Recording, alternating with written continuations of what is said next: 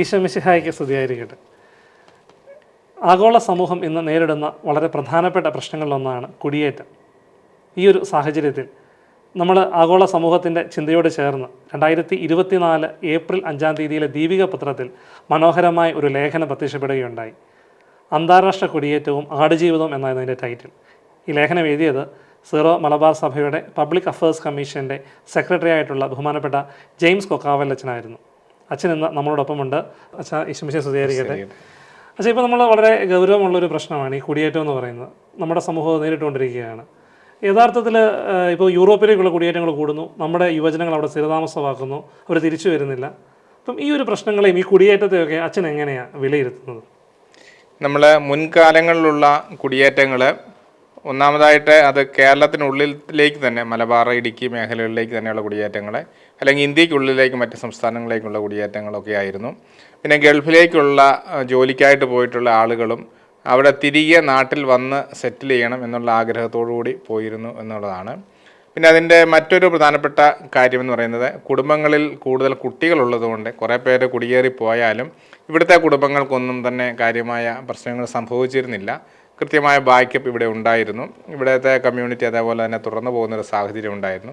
എന്നാൽ ഇപ്പോൾ ഇതിൽ നിന്നെല്ലാം വളരെ വ്യത്യസ്തമാണ്. കുടുംബങ്ങളിൽ കുഞ്ഞുങ്ങൾ വളരെ കുറവാണ്. ഈ ഉള്ള കുട്ടികൾ പാശ്ചാത്യ രാജ്യങ്ങളിലേക്ക് കുടിയേറുന്നു. അവരെ തിരികെ വരിക എന്നുള്ള ഉദ്ദേശത്തോടു കൂടിയല്ല, അവിടെ സെറ്റിലാവുക എന്നുള്ള ഉദ്ദേശത്തോടു കൂടിയാണ് കുടിയേറുന്നത്. അത് ഇതുകൊണ്ട് തന്നെ ഇത് കേരളത്തെ വലിയൊരു സാമൂഹിക മാറ്റത്തിലേക്ക് കടന്നു പോവുകയാണ്. ഇവിടുത്തെ യുവതലമുറ വിദേശങ്ങളിലേക്ക് പോകുന്നു. മറ്റ് സംസ്ഥാനങ്ങളിൽ നിന്ന് ആളുകൾ ഇവിടെ വരികയും ജോലി ചെയ്യുകയും പലരും സ്ഥിരതാമസമാക്കുകയും ചെയ്യുന്നു. ഇതിവിടുത്തെ സംസ്കാരം, ഭാഷ, മതം, മറ്റ് സാഹചര്യങ്ങൾ ഇവയെല്ലാം വളരെ വ്യത്യസ്തമായിട്ട് ബാധിക്കുകയും വലിയൊരു സാമൂഹ്യ വ്യതിയാനത്തിലൂടെ നമ്മൾ കടന്നു പോവുകയാണ്. അതുകൊണ്ട് തന്നെ ഇത് വളരെ ഗൗരവമായ പഠന വിഷയമാക്കുകയും ഇതിൻ്റെ ആവശ്യമായിട്ടുള്ള ഇതിലുള്ള പ്രതിസന്ധികൾക്ക് പ്രതിവിധികൾ കണ്ടെത്തുകയും ചെയ്യേണ്ടത് വളരെ അനിവാര്യമായിട്ടുള്ളൊരു കാര്യമാണ്. അച്ഛൻ ഈ പറഞ്ഞപ്പോഴത്തേക്കിനും കുറേയധികം കാര്യങ്ങളെക്കുറിച്ച് സൂചിപ്പിച്ച് മനോഹരമായ വിലയിരുത്തലൊക്കെ നടത്തി. അച്ഛാ, എനിക്ക് ചോദിക്കാനുള്ളത്, അച്ഛൻ്റെ നിരീക്ഷണത്തിൽ എന്തെല്ലാമായിരിക്കും ഈ കുടിയേറ്റത്തിനുള്ള കാരണങ്ങൾ? ഇത് വളരെ ആനുകാലിക പ്രസക്തമായിട്ടുള്ള വിഷയമാണ്. അതുകൊണ്ട് എൻ്റെ വ്യക്തിപരമായിട്ടുള്ള നിരീക്ഷണങ്ങൾ എന്നതിനേക്കാൾ ഉപരിയായിട്ട് ഇതുമായി ബന്ധപ്പെട്ട ശാസ്ത്രീയ പഠനങ്ങൾ പലതും ഞാൻ പരിശോധിക്കുകയുണ്ടായി. ഞാൻ പ്രധാനമായിട്ടും പരിശോധിച്ച പഠനങ്ങൾ നമ്മുടെ ഇൻ്റർവ്യൂവിൻ്റെ ഒരു ആധികാരികതയ്ക്ക് വേണ്ടിയിട്ട് ഞാൻ പറയുകയാണ്. ഒരു പഠനം ട്രാൻസ് നാഷണൽ പ്രസ് ലണ്ടൻ പുറത്തിറക്കുന്ന മൈഗ്രേഷൻ ലെറ്റേഴ്സ് എന്ന് പറയുന്നൊരു ജേർണൽ, അതിൻ്റെ മെയ് 2023 മെയ്യിൽ ലക്കത്തിൽ പ്രസിദ്ധീകരിച്ച youth and migration aspiration in Kerala എന്ന ഒരു പഠനം.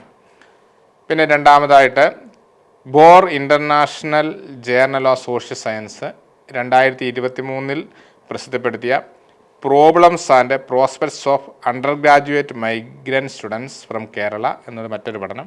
പിന്നെ ഇതുപോലത്തെ കേരള സർക്കാരിൻ്റെ പഠനങ്ങൾ, സർക്കാർ CDS പോലെയുള്ള ഏജൻസികളുടെ പഠനങ്ങൾ തുടങ്ങിയ കാര്യങ്ങൾ. അതുകൂടാതെ തന്നെ നമ്മുടെ കേരളത്തിലെ വിവിധ കോളേജുകളിലെ ഈ കുട്ടികൾ തന്നെ അവരുടെ അസൈൻമെൻറ്റുകളുടെയൊക്കെ ഭാഗമായിട്ട് അവർ ഈ വിഷയത്തിൽ ചെയ്തിട്ടുള്ള റിസർച്ച് പേപ്പറുകൾ, അസൈൻമെൻറ്റ് പേപ്പറുകൾ ഇവയൊക്കെ ധാരാളമായിട്ട് കളക്ട് ചെയ്ത് ഞാൻ അത് പഠിക്കുകയുണ്ടായി. അപ്പോൾ ഈ ഇൻ്റർനാഷണൽ ജേർണലുകളിൽ പ്രസിദ്ധപ്പെടുത്തുന്ന കാര്യങ്ങളും അതുപോലെ തന്നെ കുട്ടികൾ അവരുടെ സാഹചര്യത്തിൽ തന്നെ മനസ്സിലാക്കിയ കാര്യങ്ങളും ഒക്കെ വെച്ച് പഠിച്ചു കഴിഞ്ഞപ്പോൾ നമുക്ക് മനസ്സിലാക്കാനായിട്ട് സാധിക്കുന്നത്, ഈ കുടിയേറ്റങ്ങളുടെ പ്രധാനപ്പെട്ട കാരണങ്ങൾ, ഒന്നാമത് കേരളത്തിൽ തൊഴിലില്ലായ്മ വളരെ രൂക്ഷമായിക്കൊണ്ടിരിക്കുന്നു. പിന്നെ അതുപോലെ തന്നെ നമ്മുടെ ഉന്നത വിദ്യാഭ്യാസ മേഖലയിൽ അവസരക്കുറവ് ധാരാളമുണ്ട്. എല്ലാ കുട്ടികൾക്കും ഉള്ള സാഹചര്യങ്ങൾ നമുക്ക് ഇത്രയും കോളേജുകൾ കേരളത്തിലുണ്ടെങ്കിലും ഇല്ല എന്നുള്ളത് ഒരു വാസ്തവമാണ്.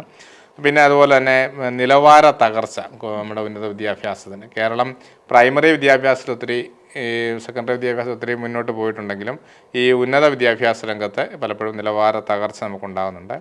പിന്നെ ഒരു മത്സരക്ഷമതയില്ലായ്മ, പുതിയ കോർപ്പറേറ്റ് വേൾഡിലെ മത്സരക്ഷമത വളരെ പ്രധാനപ്പെട്ട ഒരു കാര്യമാണ്. പക്ഷേ കേരളത്തിൽ പഠിക്കുന്ന കുട്ടികൾക്ക് അതില്ലാതെ പോകുന്ന ഒരു സാഹചര്യം ഉണ്ടാകുന്നു. പിന്നെ അതുപോലെ തന്നെ കേരളത്തിലും ഇന്ത്യയിലെ മറ്റ് സ്ഥലങ്ങളിലാണെങ്കിലുള്ള വേതന നിലവാരം വളരെ കുറഞ്ഞ വരുമാനമാണ് ആളുകൾക്കുള്ളത്. പിന്നെ അതുപോലെ തന്നെ സർക്കാരിൻ്റെ സാമ്പത്തിക സുസ്ഥിതിയില്ലായ്മ, PSC ഒക്കെ പോലെയുള്ള ജോലികൾ അല്ലെങ്കിൽ അഡ്മിഷനുകളൊക്കെ ഒത്തിരിയേറെ ഇത് ബാധിക്കുന്നുണ്ട്.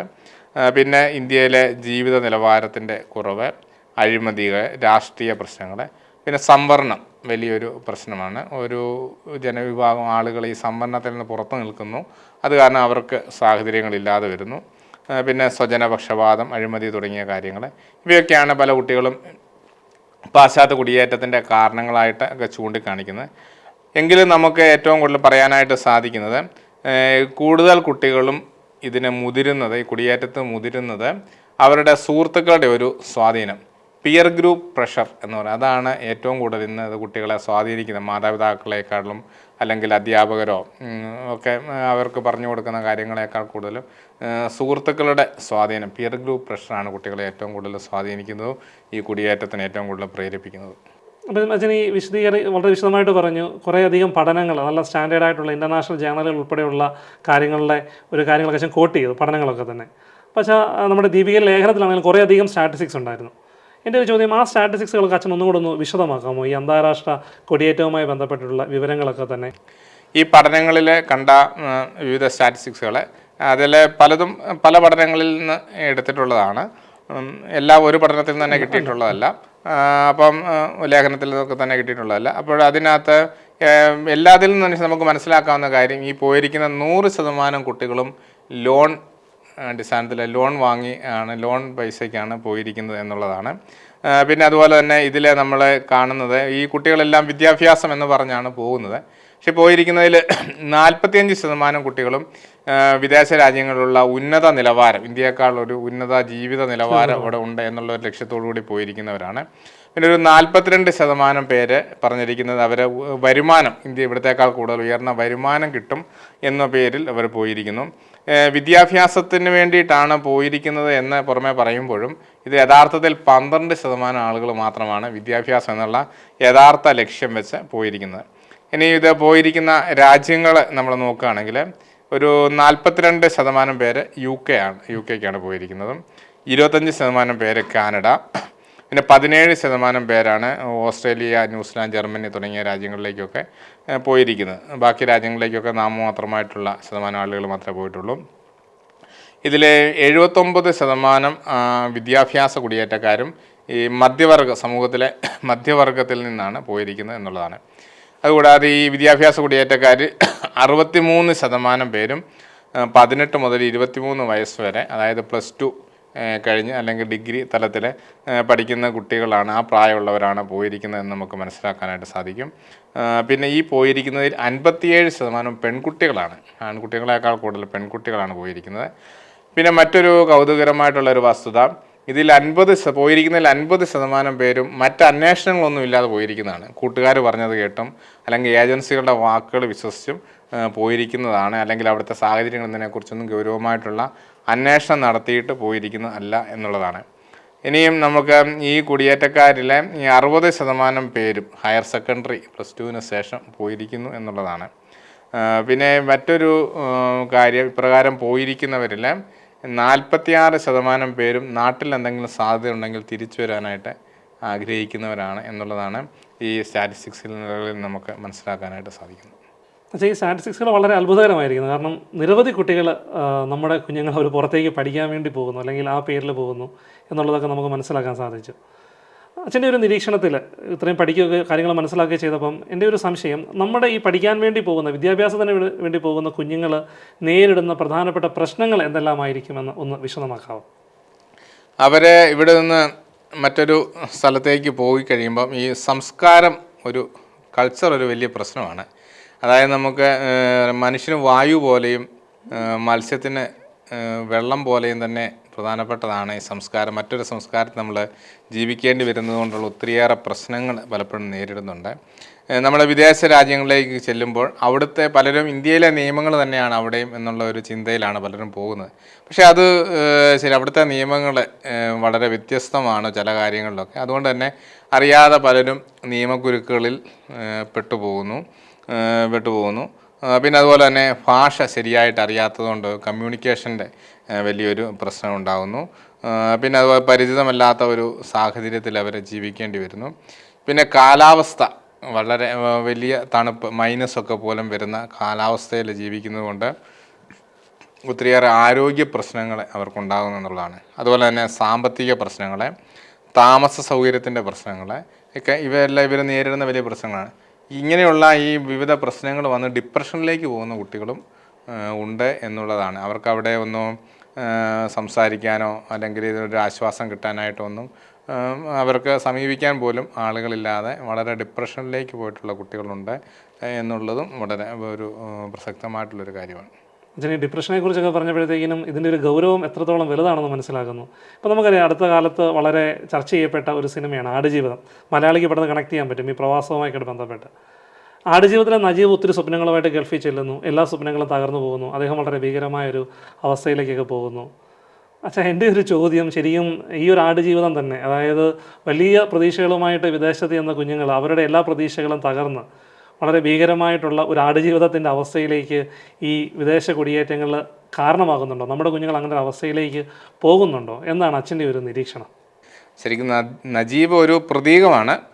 അദ്ദേഹത്തിൻ്റെ അത്രയും വന്നില്ലെങ്കിലും ആ ഒരു ആശയം വളരെ പ്രസക്തമാണ്. അതായത് വളരെയധികം സ്വപ്നങ്ങളോടുകൂടി പോയി ഇത് സാക്ഷാത്കരിക്കപ്പെടാത്ത പോകുന്ന ഒരു അവസ്ഥ എന്ന് പറയുന്നത് അത് നമ്മുടെ കുട്ടികളും വളരെയധികം അഭിമുഖീകരിക്കുന്നുണ്ട്.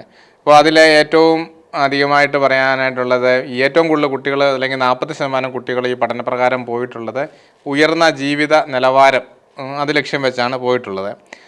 പക്ഷേ അവരെ സംബന്ധിച്ച് നമ്മുടെ ഈ നാട്ടിലെ പൊട്ടിപ്പൊളഞ്ഞ റോഡുകളെ, ശോചനീയമായിട്ടുള്ള പൊതു ഇടങ്ങളെ, പൊതുഗത സംവിധാനങ്ങളെ, പൊടിപടലങ്ങളെ, മാലിന്യ കൂമ്പാരങ്ങളെ, അപ്പോൾ ഇവരിടയ്ക്ക് ജീവിക്കുന്ന ഈ കുട്ടികളെ സംബന്ധിച്ച് സോഷ്യൽ മീഡിയയിലും അല്ലെങ്കിൽ സിനിമയിലും ഒക്കെ വിദേശ രാജ്യത്തെ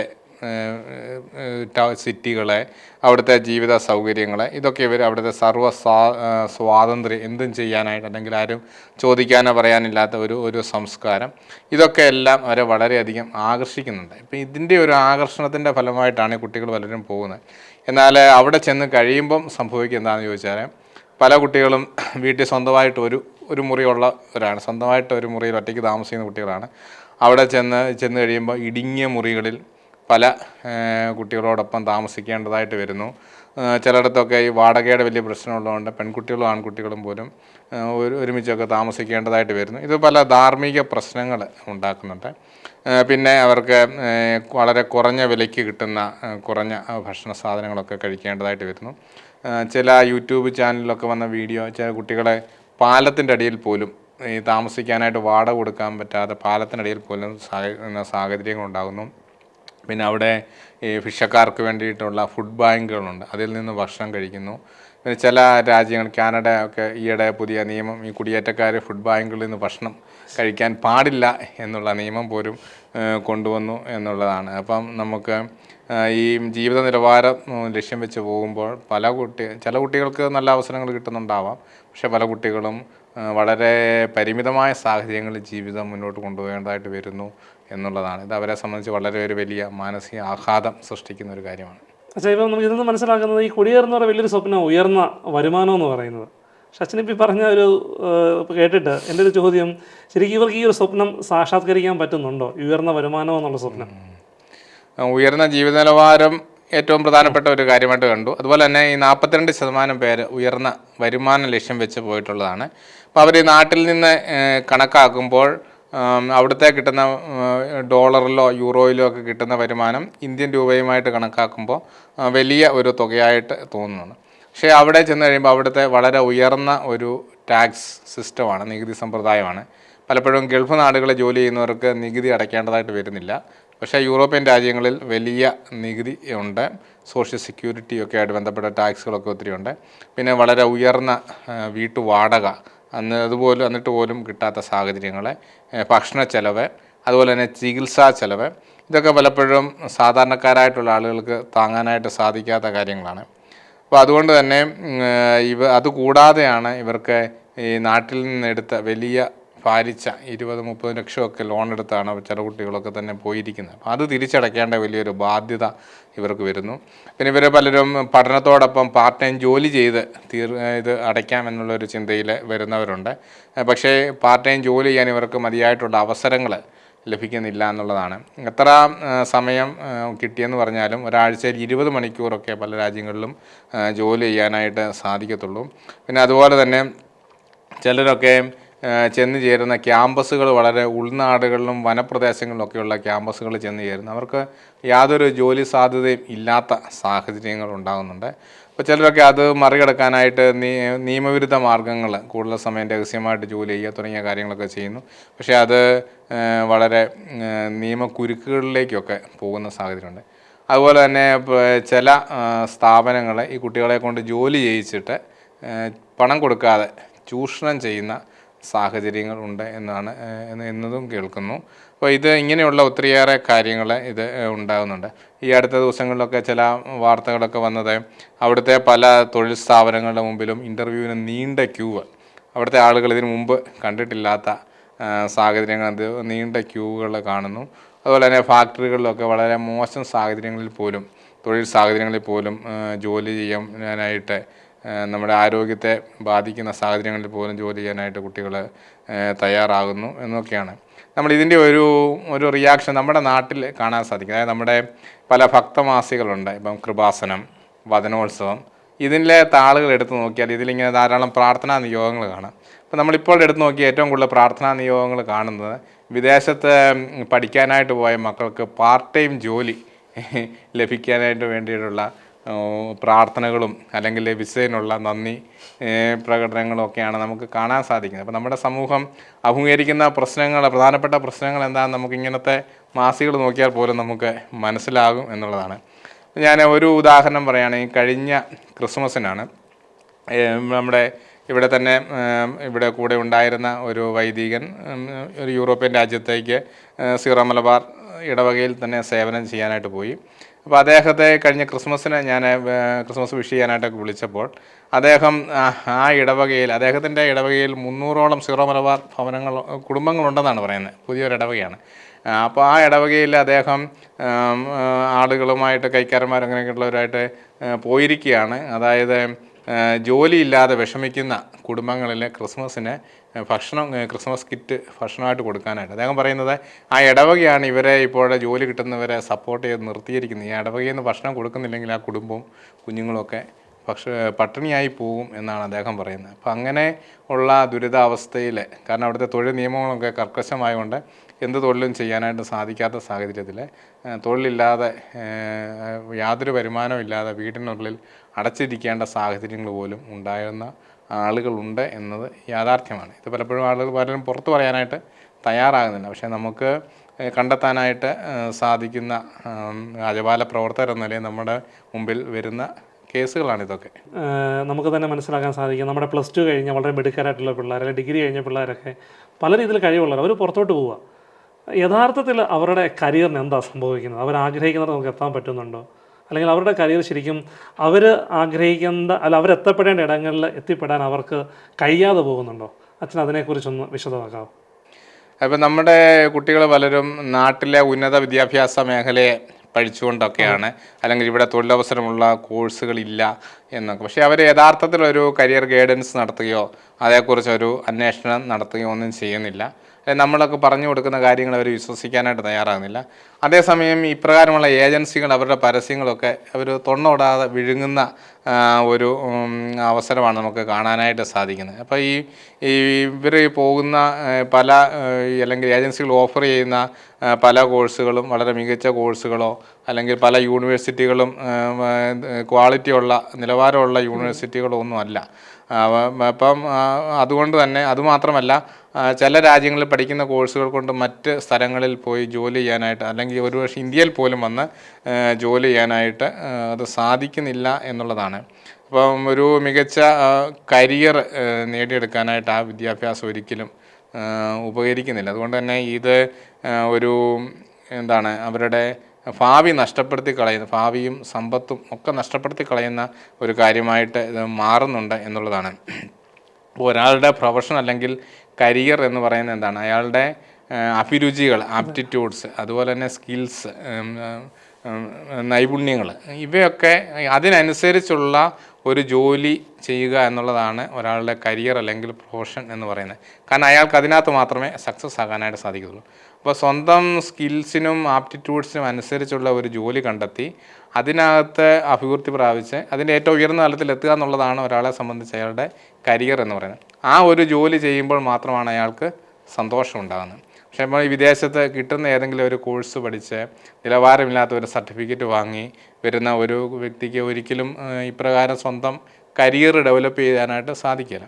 ഒരുപക്ഷെ വളരെ വരുമാനം കിട്ടുന്ന ഒരു ജോലി കിട്ടി എന്ന് വരാം, പക്ഷേ എങ്കിൽ പോലും സ്വന്തം ശൈലികൾക്ക് ചേരാത്ത, ആപ്റ്റിറ്റ്യൂഡിന് ചേരാത്ത ഒരു ജോലി ചെയ്യുന്ന ഒരാൾക്ക് ഒരിക്കലും ഒരു ആത്മസംതൃപ്തി ഉണ്ടാവുകയില്ല എന്നുള്ളതാണ്. അതുകൊണ്ട് തന്നെ നമ്മുടെ കരിയറിനെയും പ്രൊഫഷനെയും ഒന്നും ഈ വിദേശ വിദ്യാഭ്യാസം സാധാരണക്കാരായ കുട്ടികളെ വളരെ ഉയർന്ന സ്കോളർഷിപ്പ് നേടി വളരെ വലിയ യൂണിവേഴ്സിറ്റികളിൽ പോകുന്ന കുട്ടികൾ വേറെയുണ്ട്, അവരെയല്ല സാധാരണക്കാരായ കുട്ടികളെ ഈ ഇതൊന്നും ഒരിക്കലും സഹായിക്കുന്നില്ല എന്ന് തന്നെയാണ് പറയേണ്ടിയിരിക്കുന്നത്. ഞാനൊരു ഉദാഹരണം പറയാം. ഇതും നമ്മളിതുപോലെ തന്നെ നമ്മുടെ അടുത്ത് വന്ന ഒരു ചർച്ച വിഷയമായിട്ടുള്ള കാര്യമാണ്. നാട്ടിലെ MBA പഠിച്ച ഒരു പാസ്സായ ഒരു കുട്ടി, നമ്മുടെ കോളേജിൽ തന്നെയാണ് MBA പാസ്സായ കുട്ടി, അവൻ വിദേശത്ത് പോകാൻ വേണ്ടിയിട്ട് അവനെ ബുച്ചർ കോഴ്സ്, അതായത് ഇറച്ചി വെട്ട്, കശാപ്പ്, ഇതിനുള്ള കോഴ്സ് നാട്ടിൽ പഠിക്കുകയാണ്. കാരണം വിദേശത്തെ ഏത് ചെറിയ ജോലി ചെയ്യുന്നതിനും അതിൻ്റേതായ കോഴ്സ് പാസ്സാണ്. അത് വിദേശത്ത് പോയി പഠിക്കണമെങ്കിൽ വൻ തുക ചിലവാകും. പക്ഷേ അതുകൊണ്ട് തന്നെ വിദേശത്തെ സർട്ടിഫിക്കറ്റ് നാട്ടിൽ കൊടുക്കുന്ന കോഴ്സുണ്ട്. അപ്പോൾ ഇവനത് പോയി 2.5 ലക്ഷം രൂപ കൊടുത്തിട്ടാണ് ഇവൻ ആ ഒരു കടയിൽ പോയി ഇറച്ചി വെട്ടാനായിട്ട് ഇവരെ സഹായിച്ചുകൊണ്ടിരിക്കുന്നത്. പക്ഷേ അവൻ്റെ കോഴ്സിൻ്റെ കാലാവധി 6 മാസം കഴിഞ്ഞിട്ടും ഇവരെ ഈ സർട്ടിഫിക്കറ്റ് ഇവന് കൊടുക്കാൻ തയ്യാറാകുന്നില്ല. പൈസ അങ്ങോട്ട് മേടിച്ചു, ഇവന് ഒരു ചെറിയ തുക പോലും കൊടുക്കാതെ, ഇവനെക്കൊണ്ട് യാതൊരു ശമ്പളവും കൊടുക്കാതെ ഇവനെക്കൊണ്ട് 6 മാസം കൊണ്ടായിട്ട് പണി ചെയ്തുകൊണ്ടിരിക്കുകയാണ്. അപ്പോൾ ഇങ്ങനെയുള്ള ഒരു MBA പഠിച്ച കുട്ടി ഏത് നിലവാരത്തിൽ എത്തിച്ചേരേണ്ടതാണ്.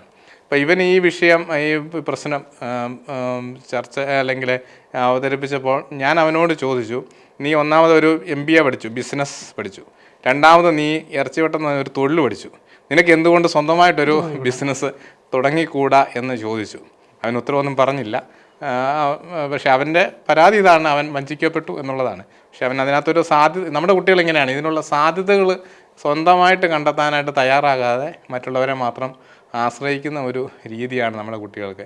അപ്പോൾ അവനത് സ്വന്തമായിട്ട് തുടങ്ങുകയാണെങ്കിൽ അവന് ഒരു നല്ലൊരു കരിയർ ഡെവലപ്പ് ചെയ്തെടുക്കാനായിട്ട് സാധിക്കും. പക്ഷേ അവൻ മറ്റുള്ളവരുടെ തൊഴിലാളിയാകാനാണ് അവൻ ആഗ്രഹിക്കുന്നത് എന്നുള്ളതാണ്.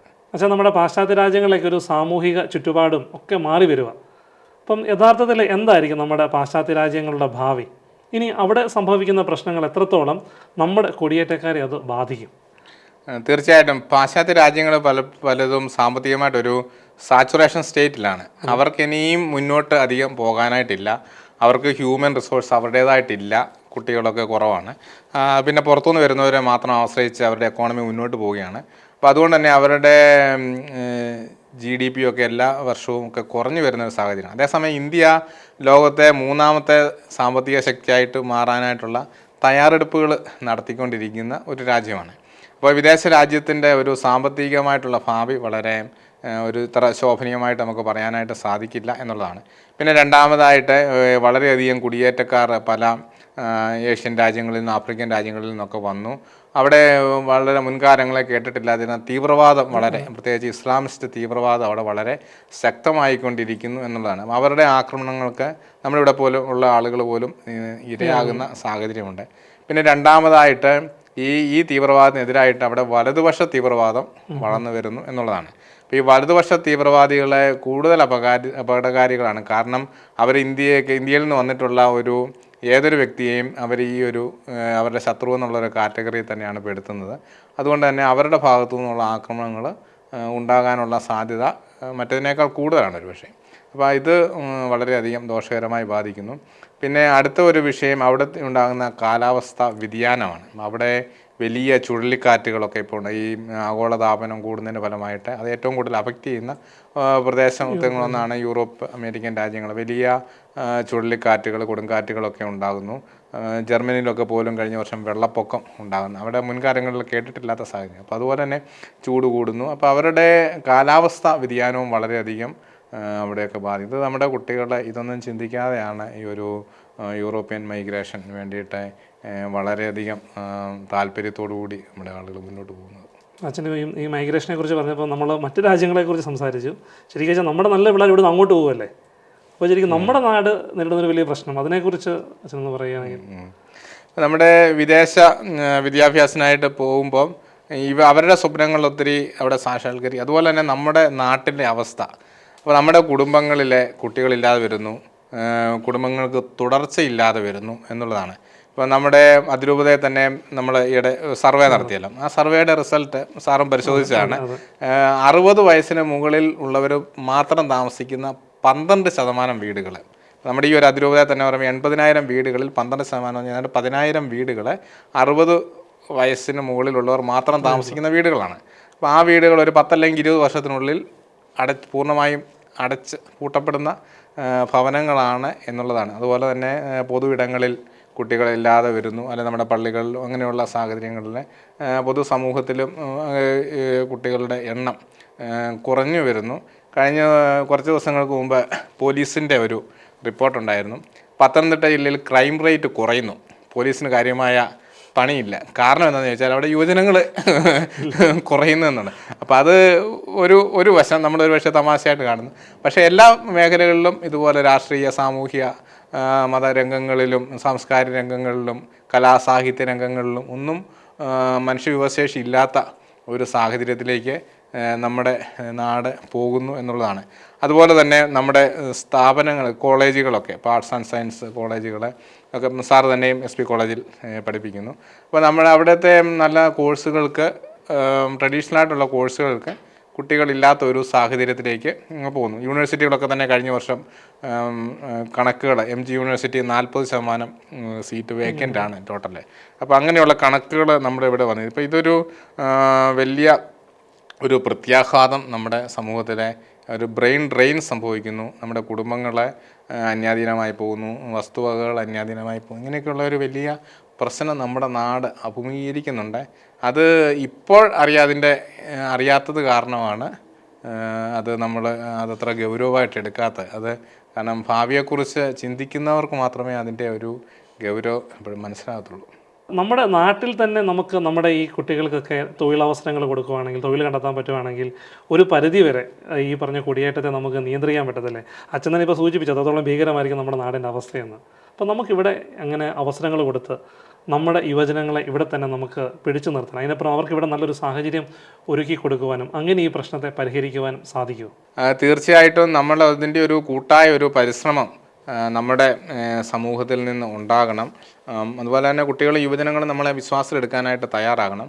പലപ്പോഴും ആളുകൾ നോക്കുമ്പോൾ കേരളത്തിൻ്റെ സാമ്പത്തിക സ്ഥിതി വളരെ പരിതാപകരമാണ്. പക്ഷേ നമ്മൾ ഇന്ത്യ മുഴുവനായിട്ട് നോക്കിയാൽ അതല്ല സാഹചര്യം. ഒരു വളർന്നുകൊണ്ടിരിക്കുന്ന ഒരു സാമ്പത്തിക ശക്തിയാണ്. കേരളത്തിൻ്റെ അടുത്ത സംസ്ഥാനങ്ങൾ തമിഴ്നാടും കർണാടക, ഇപ്പോൾ ബാംഗ്ലൂർ, മദ്രാസ്, അങ്ങനെ അല്ലെങ്കിൽ ബോംബെ, ഇങ്ങനെയൊക്കെയുള്ള സിറ്റികളൊക്കെ വളരെ ഡെവലപ്പ് ചെയ്തു വരുന്നു. നമ്മുടെ ആളുകൾ ഇപ്പോൾ തന്നെ ധാരാളം പേർ അവിടെയൊക്കെ ജോലി ചെയ്യുന്നുണ്ട്. ഞാൻ പറഞ്ഞു വരുന്നത് നമ്മുടെ ഗതാഗത സൗകര്യങ്ങൾ വളരെയധികം വർദ്ധിച്ചുകൊണ്ടിരിക്കും. ഒത്തിരി സ്പീഡ് ട്രെയിനുകളും ഒക്കെ എല്ലാം വരുന്നു. അപ്പോൾ ആഴ്ചയിൽ ഒന്നുപോലും ഇവിടെയൊക്കെ പോയി വരാവുന്ന രീതിയിലേക്ക് കാര്യങ്ങൾ മാറുകയാണ്. അപ്പോഴത്തേക്കും നമുക്ക് നമ്മുടെ ഈ രാജ്യത്ത് തന്നെ ഇങ്ങനെയുള്ള ധാരാളം തൊഴിലവസരങ്ങൾ, നമുക്ക് ഉയർന്ന വരുമാനമുള്ള തൊഴിലവസരങ്ങൾ നമുക്ക് കണ്ടെത്താനായിട്ട് സാധിക്കും. നമ്മുടെ ആളുകൾ ഇപ്പോൾ തന്നെ ധാരാളം പേര് ചെയ്യുന്നുണ്ട്. അതൊരു വലിയൊരു സാധ്യതയാണ്. പിന്നെ അതുപോലെ തന്നെ ഗവൺമെൻറ് സർവീസുകളിൽ ഇപ്പോൾ EWS സംവരണം വന്നിട്ടുണ്ട്. 10% സംവരണമുണ്ട്. കേന്ദ്ര സർക്കാരിലും സംസ്ഥാന സർക്കാരിലുമുണ്ട്. കേന്ദ്ര സർക്കാർ ഒരു വർഷം ഏതാണ്ട് 1,00,000-ഓളം വേക്കൻസികൾ വിളിക്കുന്നു. അതിനകത്തൊരു 10,000-ഓളം വേക്കൻസികൾ ഇതിനകത്ത് തന്നെ EWSൽ പെടുന്നതാണ്. അത് നമ്മുടെ ആളുകൾക്ക് ഉള്ള, അല്ലെങ്കിൽ സംവരണം ഇല്ലാത്ത ആളുകൾക്ക് വേണ്ടിയിട്ട് പ്രത്യേകമായിട്ട് ചെയ്തിരിക്കുന്ന ഒരു സംവരണ സംവിധാനമാണ്. അപ്പോൾ അത് ഉപയോഗിച്ചാൽ, കാരണം ധാരാളം വിദ്യാഭ്യാസമുള്ള ആളുകൾ, അതായത് സാമ്പത്തിക സ്ഥിതി കുറഞ്ഞതിൽ മറ്റ് സ്റ്റേറ്റുകളിൽ അപേക്ഷിച്ച് വിദ്യാഭ്യാസം കൂടുതലുള്ളത് കേരളത്തിലെ കുട്ടികൾക്ക് തന്നെയാണ്. അതുകൊണ്ട് തന്നെ അവർക്ക് ഇതൊക്കെ കൂടുതൽ നേടിയെടുക്കാനായിട്ട് സാധിക്കും എന്നുള്ളതാണ്. അതുപോലെ തന്നെ കേരള PSCയിലും നമുക്ക് കാര്യങ്ങൾ പരിശ്രമിക്കാവുന്നതാണ്. അതുപോലെ തന്നെ സെൻട്രൽ യൂണിവേഴ്സിറ്റികളെ വളരെയധികം നിലവാരമുള്ള കോഴ്സുകളാണ്. അപ്പോൾ ധാരാളം അതിനുള്ള എക്സാമുകൾ, കാര്യങ്ങൾ. ഇപ്പോൾ ഇതിനൊക്കെ ഒരു ശരിയായ ഒരു കരിയർ ഗൈഡൻസ് വേണം നമ്മുടെ കുട്ടികൾക്ക്. പലപ്പോഴും നമ്മുടെ നടത്തുന്ന പല കരിയർ ഗൈഡൻസുകളും വളരെ ഉയർന്ന കാര്യങ്ങളെക്കുറിച്ചും വളരെ ഉയർന്ന ജോലികളെക്കുറിച്ചും മാത്രം പറയുകയും കുട്ടികളെ ഒരു സ്വപ്ന ലോകത്തിലേക്ക് കൊണ്ടുപോവുകയും ചെയ്യുന്ന കരിയർ ഗൈഡൻസ്. പക്ഷേ അതല്ലാതെ സാധാരണ തൊഴിലുകളെല്ലാം പരിചയപ്പെടുത്തി കൊടുക്കുന്ന ഒരു യാഥാർത്ഥ്യബോധത്തോടു കൂടിയുള്ള കരിയർ ഗൈഡൻസ് നമ്മുടെ നടത്തുക എന്നുള്ളത് അതിനകത്തൊരു പ്രധാനപ്പെട്ട ഒരു കാര്യമാണ്. പിന്നെ രണ്ടാമതായിട്ട് സംരംഭകത്വം ഓൺട്രപ്രണർഷിപ്പ് പ്രോത്സാഹിപ്പിക്കുക എന്നുള്ളത് വളരെ പ്രധാനപ്പെട്ട കാര്യമാണ്. നമ്മുടെ സമൂഹത്തിലൊക്കെ വളരെ ഉണ്ടായിരുന്ന ഒരു കാര്യമാണ്. പക്ഷേ ഇന്ന് നമ്മൾക്കും അങ്ങനെ ഒരു ആത്മവിശ്വാസം ഇല്ലാതെ പോകുന്നു. മറ്റുള്ളവരുടെ തൊഴിലാളികളായിട്ട് മാറുക എന്നുള്ളതാണ്. സ്വയം തൊഴിൽ കണ്ടെത്തുകയും തൊഴിൽ ദാതാക്കളുമായിട്ട് മാറാനായിട്ടൊക്കെയുള്ള അവസരങ്ങൾ പല സ്റ്റാർട്ടപ്പ് പ്രോഗ്രാമുകളൊക്കെ ധാരാളം നമ്മുടെ രാജ്യത്ത് പ്രോത്സാഹിപ്പിക്കപ്പെടുന്നുണ്ട്. നമ്മുടെ എഞ്ചിനീയറിംഗ് കോളേജുകളിലും ഒക്കെ ഈ ഇൻക്യുബേഷൻ സെൻറ്ററുകളൊക്കെ ധാരാളമായിട്ടുണ്ട്. നമ്മുടെ അതിരൂപതയും മറ്റ് അതിരൂപതകളുമായിട്ടൊക്കെ സഹകരിച്ച് കഴിഞ്ഞ വർഷം കാഞ്ഞിരപ്പള്ളി അമൽജ്യോതി കോളേജ് നെസ്റ്റ് എന്ന് പറഞ്ഞൊരു പ്രോഗ്രാം നടത്തി.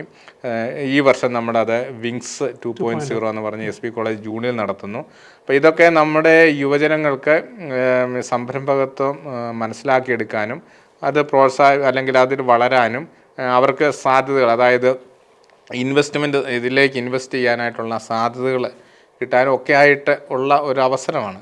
ഇങ്ങനെയുള്ള അവസരങ്ങളും ക്ലാസ്സുകളിലൊക്കെ പങ്കെടുത്ത് പുതിയ സ്റ്റാർട്ടപ്പുകൾ വളർത്തിയെടുക്കുക, അതിനൊക്കെയുള്ള ഒരു ആത്മവിശ്വാസം നമ്മുടെ ആളുകൾ നേടിയെടുത്തെങ്കിൽ മാത്രമേ യുവതലമുറയ്ക്ക് ഇവിടെ നിലനിൽപ്പുണ്ടാകുകയുള്ളൂ. ഇതെന്തോ ഇവിടെ ഒന്നും സാധ്യതയില്ല എന്നുള്ള ഭയന്ന ഒരു പലായനം നടത്തുന്ന ഒരു സാഹചര്യമാണ് ഇവിടെ ഉള്ളത്.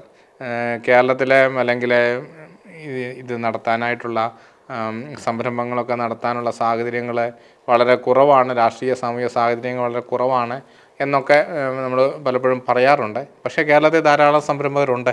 അവരിതിനെല്ലാം പ്രതിരോധിച്ചുകൊണ്ട് നിലനിൽക്കുന്ന സാഹചര്യങ്ങളുണ്ട്. അപ്പോൾ നമ്മൾ കിറ്റക്സിൻ്റെ സാബു അദ്ദേഹം കഴിഞ്ഞ ദിവസം പറഞ്ഞ് അദ്ദേഹത്തേക്കാൾ സാമ്പത്തികമുള്ള 251 സംരംഭകർ മലയാളികളുണ്ട് എന്നുള്ളതാണ്. അപ്പോൾ അങ്ങനെ ഈ മേഖലകളിൽ പ്രതിസന്ധികളെ അതിജീവിച്ച് എല്ലാ മേഖലകളിലും പ്രതിസന്ധികളുണ്ട്. ഇപ്പം വിദേശത്ത് പോയി കഴിയുമ്പോൾ അവിടെ എന്തുമാത്രം പ്രതിസന്ധികളെ അഭിമുഖീകരിച്ച് എല്ലാം നഷ്ടപ്പെട്ടു പോകുന്നൊരു സാഹചര്യം ഉണ്ടായിരുന്നു. പക്ഷെ അത്രയും പ്രതിസന്ധികളില്ല നമുക്കിങ്ങനെയുള്ള മേഖലകൾ കേരളത്തിലോ ഇന്ത്യയുടെ മറ്റ് സംസ്ഥാനങ്ങളിലോ ഒക്കെ കണ്ടെത്തുക എന്നുള്ളത്. അപ്പം ഈ നാട്ടിൽ തന്നെ സർക്കാർ മേഖലയിലും സ്വകാര്യ മേഖലകളിലും ഒക്കെ തൊഴിലുകൾ കണ്ടെത്തുക. ധാരാളം തൊഴിലവസരങ്ങളുണ്ട്, നമ്മളറിയാത്ത ഒത്തിരിയേറെ കോഴ്സുകളുണ്ട്, ഒത്തിരിയേറെ ജോലി അവസരങ്ങളുണ്ട്. ഇതെല്ലാം ഒരു ശരിയായ കരിയർ ഗൈഡൻസിലൂടെ നമുക്ക് കണ്ടെത്താനും അവതരിപ്പിച്ചു കൊടുക്കാനും ഒക്കെ സാധിക്കണം. പിന്നെ സംരംഭകത്തിൻ്റെ സാധ്യതകൾ കൂടുതൽ വളർത്തിയെടുക്കുക എന്നുള്ളതാണ്. അപ്പോൾ ഈ 2 കാര്യങ്ങളിൽ നമ്മൾ ശ്രദ്ധിച്ചു കഴിഞ്ഞാൽ നമുക്ക് കുറേയൊക്കെ നമ്മുടെ ആളുകളെ ഇവിടെ പിടിച്ചു നിർത്താനായിട്ട് സാധിക്കും. പക്ഷേ ഒരിക്കലും കുടിയേറ്റം നമുക്ക് അല്ലെങ്കിൽ ഇല്ലാതാക്കാൻ സാധിക്കുകയില്ല, അല്ലെങ്കിൽ അത് ഇല്ലാതാക്കേണ്ട കാര്യമില്ല. എപ്പോഴും സമൂഹത്തിൻ്റെ ഒരു ഭാഗമാണ്. കുറച്ചാളുകൾ വിദേശത്ത് കുടിയേറും, അങ്ങനെയൊക്കെയുള്ള കാര്യങ്ങൾ സംഭവിക്കുന്നു. പക്ഷേ നമ്മുടെ ഈ ഒരു നാട്ടിൽ നമ്മുടെ ആരും തന്നെ ഇല്ലാത്ത ഒരു സാഹചര്യത്തിലേക്ക് പോകുന്ന രീതിയിലേക്ക് കുടിയേറ്റം പോകുന്നത് ഒരു ഭീതിജനകമായൊരവസ്ഥ ഈ നാട്ടിൽ സൃഷ്ടിച്ചിട്ടുണ്ട് എന്നുള്ളതാണ്. അതുകൊണ്ട് തന്നെ അതിനുള്ള മറുമരുന്നുകൾ നമ്മൾ കണ്ടെത്തുകയും അവ പ്രയോഗിക്കുകയും ചെയ്യേണ്ടതായിട്ടുണ്ട്. കുടിയേറ്റം ഒരു സാമൂഹിക പ്രതിഭാസമാണ്. അതിനെ ഒരിക്കലും ഒഴിവാക്കാൻ സാധിക്കുകയില്ല. അതിൻ്റെ നന്മകളെ നമ്മൾ ഉൾക്കൊള്ളുകയും ചെയ്യണം.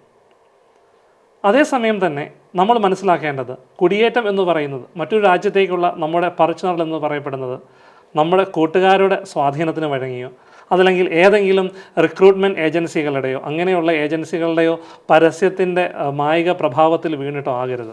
നേരെ മറിച്ച് എൻ്റെ ഭാവിയാണ്, എൻ്റെ ജീവിതമാണ്, ഇനി ഞാൻ എവിടെ എത്തിച്ചേരണം എന്നുള്ളത് എൻ്റെ തീരുമാനങ്ങളായിരിക്കണം എന്നുള്ള ബോധ്യത്തിൽ യുക്തിപൂർവ്വം ചിന്തിച്ച് വിവേകപൂർവ്വം തീരുമാനമെടുത്ത് വിദേശത്തേക്ക് വേണോ അതോ നാട്ടിൽ തന്നെ ഞാൻ നിൽക്കണോ എന്നുള്ള എൻ്റെ ഭാവിയെക്കുറിച്ചുള്ള തീരുമാനം ഞാൻ തന്നെ എടുക്കണം. നിർഭാഗ്യവശാൽ ഇപ്പോൾ അങ്ങനെയല്ല സംഭവിക്കുന്നത്. മാത്രമല്ല, നമ്മളിനി കുടിയേറി മറ്റൊരു സ്ഥലത്തെത്തിയാലും അച്ഛൻ തന്നെ സൂചിപ്പിച്ചു, ഡിപ്രഷൻ നേരിടുന്നവർ, പല രീതിയിലുള്ള സാമ്പത്തിക പ്രതിസന്ധി നേരിടുന്നവർ, ഒറ്റപ്പെട്ടു പോകുന്നവർ. അപ്പോൾ നമ്മൾ മറ്റൊരു സ്ഥലത്ത് എത്തിക്കഴിഞ്ഞാലും തീർച്ചയായിട്ടും അവരെവിടെയാണെങ്കിലും അവരെ ചേർത്ത് നിർത്തുവാനുള്ള വലിയ ഉത്തരവാദിത്തം നമുക്കുണ്ട്, നമ്മുടെ നാടിനുണ്ട്, നമ്മുടെ സമുദായത്തിനുണ്ട്, നമ്മുടെ സഭയ്ക്കുണ്ട്. അതോടൊപ്പം തന്നെ കൊടിയേറി പാർക്കാതെ ധീരതയോടെ നമ്മുടെ നാട്ടിൽ നിൽക്കുന്ന നമ്മുടെ യുവജനങ്ങളെ, നമ്മുടെ കുടുംബങ്ങളെ, നമ്മുടെ മാതാപിതാക്കളെ പൂർണ്ണമായ പിന്തുണ കൊടുത്തുകൊണ്ട് അവർക്ക് കൂടുതൽ പ്രചോദനം നൽകിക്കൊണ്ട് നമ്മുടെ നാടിൻ്റെ ഭാഗമായി അവരിവിടെ നിലനിർത്തിക്കൊണ്ട് നല്ല ഒരു നാളെ നമുക്കായി കെട്ടിപ്പടുക്കുവാൻ സാധിക്കട്ടെ എന്ന് ആശംസിച്ചുകൊണ്ട്, അത് നമുക്കെല്ലാവർക്കും സാധിക്കട്ടെ എന്ന് പ്രാർത്ഥിച്ചുകൊണ്ട് നമുക്ക് ഇന്നത്തെ ഈ ചർച്ച ഇവിടെ അവസാനിപ്പിക്കാം. ജാഗ്രതാ വേദിയുടെ ഈ ചർച്ചയിൽ, ഈ ഒരു സംവാദത്തിൽ ഇവിടെ നമ്മളോടൊപ്പം ആയിരുന്ന ബഹുമാനപ്പെട്ട ജെയിംസ് അച്ഛന് ഒരിക്കൽ കൂടി നന്ദി പറയുന്നു. അച്ഛ, ഒരുപാട് നന്ദി. Thank you.